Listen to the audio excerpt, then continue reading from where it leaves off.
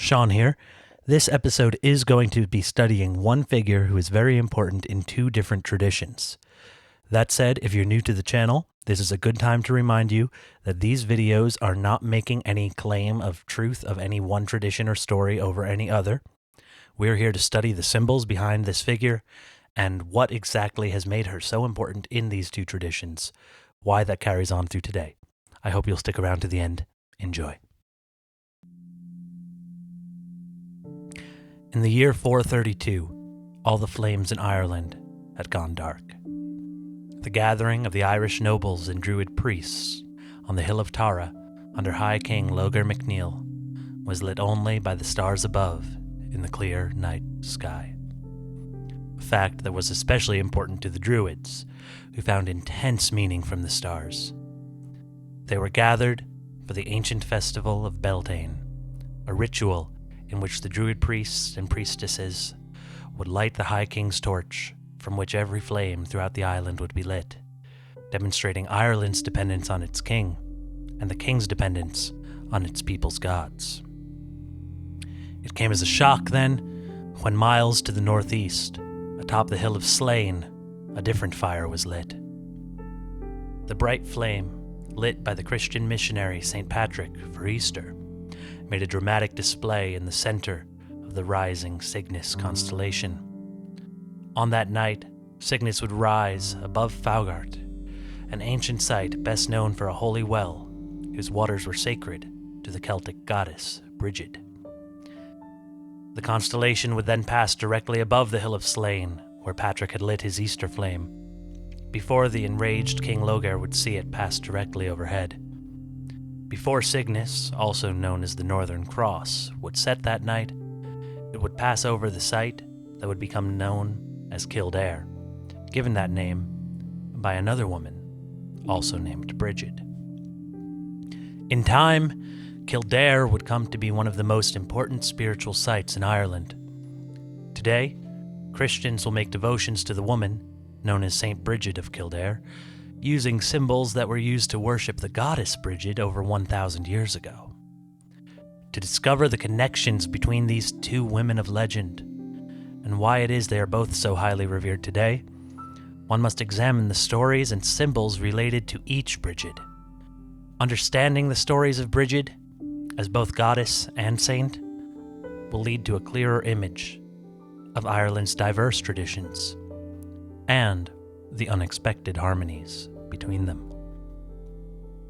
My name is Sean. Welcome to Mythos and Logos. The name of Brigid has been found in Ireland from its earliest history, though she's also often known as Brigitte, Bride, or Bridie, or other variations.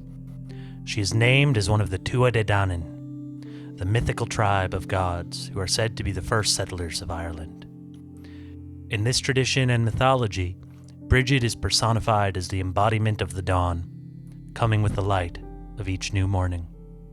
Though the earliest people of Ireland did not write, we know from the many places which share her name that the goddess Brigid was very important to the Irish for a very, very long time. Cormac MacLellan, writing in the early 10th century, explained the importance of Brigid to early Irish spirituality. This Brigid is a poetess, or a woman of poetry, a goddess whom poets worshipped, for very great and very noble was her superintendence, whose sisters were Brigid, woman of healing, and Brigid, woman of smithwork, goddesses from whose names, with all Irishmen, Brigid was called a goddess. Cormac describes Brigid both as three women and as one goddess, pointing to the Irish tradition of gods and goddesses who would express themselves in multiple different yet harmonious ways. Poetry, medicine, and metalwork seem quite different at first glance, but their link becomes apparent when one looks at Brigid overall as a goddess of the renewing flame of dawn. In that sense, the creative spark of poetry, the healing warmth of medicine, and the fire of the blacksmith's forge are all attributed to her. As dawn marks the birth of a new day out of the night, the creative and healing crafts show the Irish reverence for Brigid as a devotion to the symbolic flame which makes things new.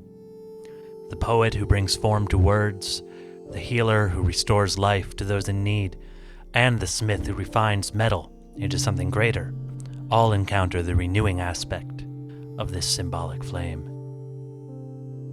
It comes as no surprise, then, that Brigid is associated with rebirth and optimism. These traits are foundational to the festival of Imbolc, traditionally held in Ireland on the 1st of February. Many traditions are associated with Imbolc, including lighting and dancing with flames, and celebration of fertility and the birth of new life, from which Imbolc, literally meaning in the belly, gets its name, from the sheep and other animals which would be pregnant at this time. While Imbolc is to many a celebration of the coming of spring, its themes of fruitfulness, new beginnings, and rebirth each also match the spiritual themes associated with Brigid. Today, however, another feast is celebrated on February 1st, the feast of a Christian saint by the same name, Brigid of Kildare. Today, one can still travel to Kildare, the Irish village associated with Brigid for well over 1,000 years. There, one will find an eternal flame, protected now by Christian nuns in devotion to a woman known as Saint Brigid. The sisters' devotion to this Brigid bears a striking resemblance to the past worship of the goddess that is her namesake. Roadside shrines, which were common long before the arrival of Christianity, are present throughout the countryside. At the main site in Kildare, the women tend to an eternal flame, which carries many of the same spiritual connotations as Brigid's flame on Imbolc, and the flame of each day's dawn. As to the life of this woman named Brigid, stories tell of her birth in Faughart, mentioned earlier as an important site of prayer in pre-Christian Ireland. She's born in the year 451, either to a pair of noble Christian parents who were converted by St. Patrick, or to a pagan chieftain and his Christian slave, depending on who tells the story. In either telling, it is as a young girl that Brigid dedicates herself to a life of religious devotion through service to Ireland's poor. Medieval Irish monks, the first to put her stories on paper, attribute many miracles to her, almost all of which deal with nature and peasant life. The monk Cogitosis writes of how, through meditation and prayer, the young woman is able to tame nature, calming a wild boar, training wolves to act as shepherds, even commanding a river to change course in order to protect a group of enslaved peasants. The monk writes how, when asked to explain the source of her power, she praised highly the Creator of all things, to whom all life is subject, and for whose service, as has been said, all life is given. These, and the many other miracles attested to by Cogitosis, paint an incredibly reverent picture of the young woman Brigid, who would go on to found a monastery at Kildare that is still active today. Indeed, she's perhaps second only to St. Patrick in terms of importance to the community of Irish Christians. However, to the Irish masses, Brigid's form of spirituality was even more appealing than that held by Patrick. Where St. Patrick's most remembered tales are of his debates with Druids and his use of the shamrock to explain the Trinity and his conversion of many through the steadfastness of his faith, Brigid's miracles operate in a realm far more accessible to the peasantry. As opposed to Patrick's traditionally masculine, ordered, theological method of conversion, Brigid operates in the traditionally feminine, mystical, natural realm. With her miracles taking place in nature, through intense meditation and prayer, St. Brigid shares this natural mysticism with the goddess, who is her namesake. One story tells of Brigid sleeping through one of Patrick's sermons. When she's awoken, it's revealed that she was not sleeping at all, but rather deep in prayer, experiencing a personal connection with God.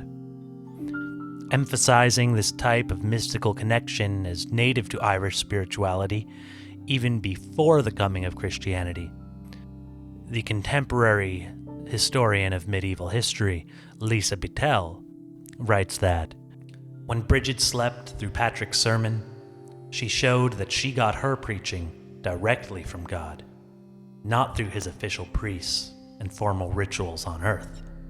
She performed her wonders not through virtue of education or office, which were limited to men, but by her sanctity. Patrick and Brigid, as counterpart saints in the conversion of Ireland, can be seen then to represent the high, academic view of religion and the low, service-oriented view of religion, respectively. As Patrick won converts among the island's authorities through reasoned debate, Brigid did the same among Ireland's lower classes, through applying a Christian context to the type of religion that was already familiar to them. The ever-persistent, renewing flame of the goddess Brigid became the eternal flame of the saint, which burns in Kildare, showing the eternal light of faith. As the goddess Brigid was known to inspire poets, the writers of beautiful illuminated manuscripts credited Saint Brigid's intercession for providing their inspiration. Though mainstream worship of the goddess did not continue, her symbols carried into Ireland's blossoming Christianity through the stories of the saint. While many argue that Saint Brigid is only a Christian version of the ancient goddess, while others point to her biographies and the existence of the monastery in Kildare as proof of her historical existence, what is unquestionable is that the Irish people's reverence for Saint Brigid allowed the ancient traditions associated with the goddess Brigid to carry on and operate within Ireland's new Christian context.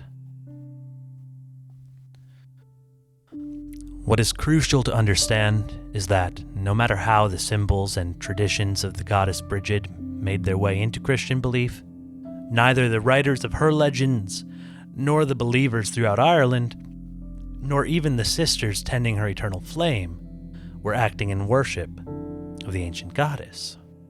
Instead, Ireland's Christians used the pre-existing symbolism of the goddess, combined with the story of a devout Christian woman. These were used to explain the aspects of the newly arrived faith that were not fully met by the theological approach of St. Patrick. The value of these traditions have proven itself in the time since, with St. Brigid still widely revered in Ireland, and her church in Kildare being a major pilgrimage site today.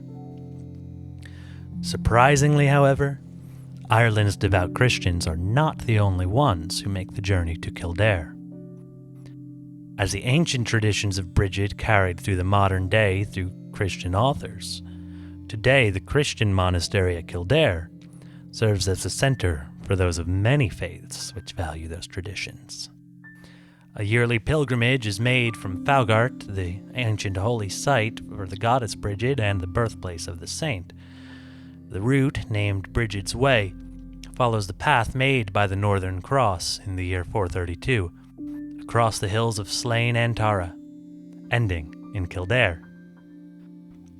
While it may seem strange for Christians and neo-pagans to make this journey side by side, a close look at the history of these traditions provides an explanation. The ancient, pre-Christian Irish did not have a form of writing for their stories. Writing was brought to the island by Christian missionaries, and Christian monks were virtually the only literate people in Ireland for centuries. Because of this, those who today seek to either study or to worship the traditions of pre-Christian Ireland have the writings of Christian scholars as the only ancient foundations for their practice that they can read. And just as medieval Irish Christians needed the symbolism of the goddess Brigid to explain elements of their faith, modern neo-pagans look to the symbols and stories of Saint Brigid to rediscover clues of their ancient past. In this walk side by side, it is crucial to understand that while each tradition is foundational for the other to understand itself, neither tradition bows to the other. Through the practices and symbols that they do share, even those with the clashing beliefs and troubled history of Christians and pagans end up supporting each other, as the writings on Saint Brigid already show that they have. What is key in this, however, is that one does not betray one's own core beliefs.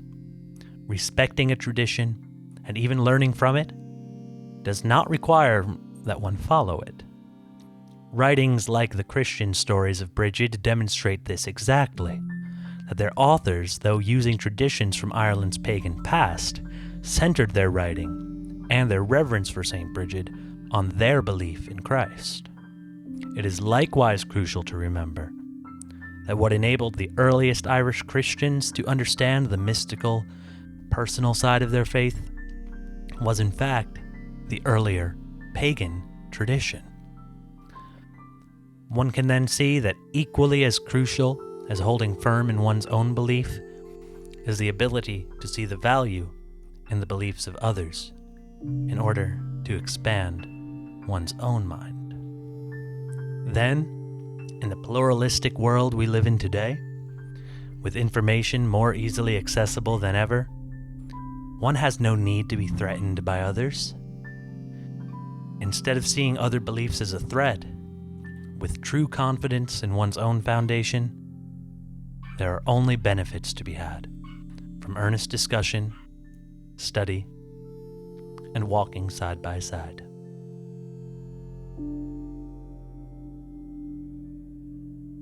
Thank you for joining in this study. If it's your first time here, I'd like to welcome you, and if you've been here before, I'd like to welcome you back. This has been a very challenging topic to research, balancing the two traditions, even when one has had more of the longer history with Brigid, and yet the other has had all of the written sources. I hope that I've done a good job. If you have any questions, comments, suggestions, please feel free, leave a comment here, and I think we're building a really nice community that will be able to help each other. Wishing you all the best, and we'll see you next time. Bye.